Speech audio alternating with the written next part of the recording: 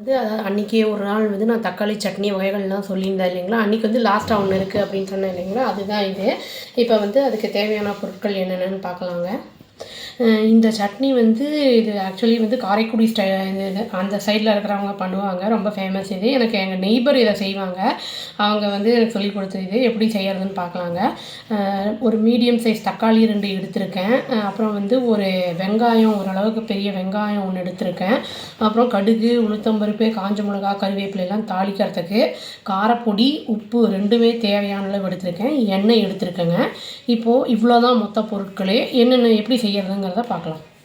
இப்போது நம்ம வந்து தாளிக்கிற பொருளை தவிர, அதாவது வந்து வெங்காயம், தக்காளி, அப்புறம் வந்து உப்பு, காரப்பொடி, இது எல்லாத்தையுமே வந்து நல்லா பச்சையாக மிக்சியில் வந்து ஃபைனாக அரைச்சி எடுத்துடணுங்க.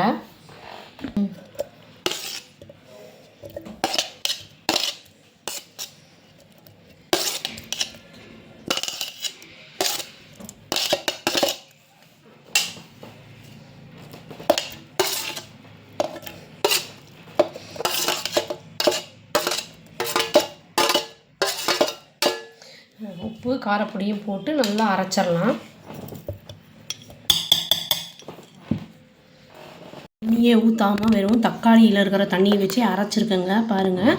இதில் வந்து அவங்க என்ன பண்ணுவாங்க அப்படின்னா, அந்த ஊருக்காரங்க வந்து கடுகு, அந்த தாளிக்கிற பொருள்லாம் போட்டு சும்மா தாளித்து கொட்டி அப்படியே சாப்பிட்ருவாங்க. நான் வந்து என்ன பண்ண போகிறேன்னா, அதை லைட்டாக அந்த ரா ஸ்மெல் இருக்கும் இல்லைங்களா, அந்த தக்காளியோடது, வெங்காயத்தோடது. வெங்காயம் சாப்பிடுவோம் நம்ம, தக்காளியோடது இருக்கும் இல்லைங்களா, அதனால் ஒரு கடாயை வச்சு கொஞ்சம் எண்ணெயை ஊற்றி தாளிச்சுட்டு இந்த இதையும் வந்து ஒரு 2 மினிட்ஸ் போட்டு கொதிக்க வச்சுட்டு செய்ய போகிறேங்க. வாங்க பண்ணலாம். ஊற்றிக்கலாங்க, சூடாகட்டும் லேசாக. ரொம்ப எண்ணெய் தேவைப்படாது இதுக்கு. இப்போ எண்ணெய் சூடாகிடுச்சுங்க. கடுகு, காஞ்ச மிளகா, அதை உளுந்தம்பருப்பு எல்லாம் போட்டாச்சு. கருவேப்பிலையும் போட்டு கொஞ்சம் ஃப்ரை பண்ணிடலாம். இப்போ இந்த அரைச்ச வெங்காயம், தக்காளி பேஸ்ட்டை வந்து போட்டாங்க. இது ரொம்ப கொதிச்சு இதெல்லாம் ஆகணும்னு அவசியம் இல்லை. ஓரளவுக்கு அந்த ஸ்மெல் இல்லாமல் இருந்தாலே போகணும், நல்லாயிருக்கும். இட்லி, தோசை எல்லாத்துக்குமே நல்லாயிருக்கும் இது.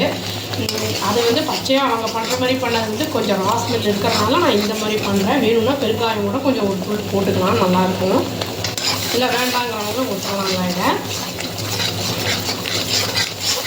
இங்கே பல வகை சட்னி இருக்குது. இந்த மாதிரி வந்து சாப்பிடும்போது பிளட் தின்னர் உங்களுக்கு இது வெங்காயம், தக்காளிலாம் ஸ்கின்னுக்கெல்லாம் ரொம்ப நல்லது. அதனால் வந்து நம்ம இந்த மாதிரி பண்ணி சாப்பிட்லாம். அவ்வளோதாங்க, டேஸ்டியான தக்காளி சட்னி இது வந்து ரெடி ஆகிடுச்சு. இது வந்து ரொம்ப டேஸ்டியாக இருக்கும். ட்ரை பண்ணி பார்த்துட்டு எப்படி இருக்குன்னு சொல்லுங்கள். அவ்வளோதான். Thank you. Please do like, share and subscribe our channel and click the all option and tap the bell icon. Thank you.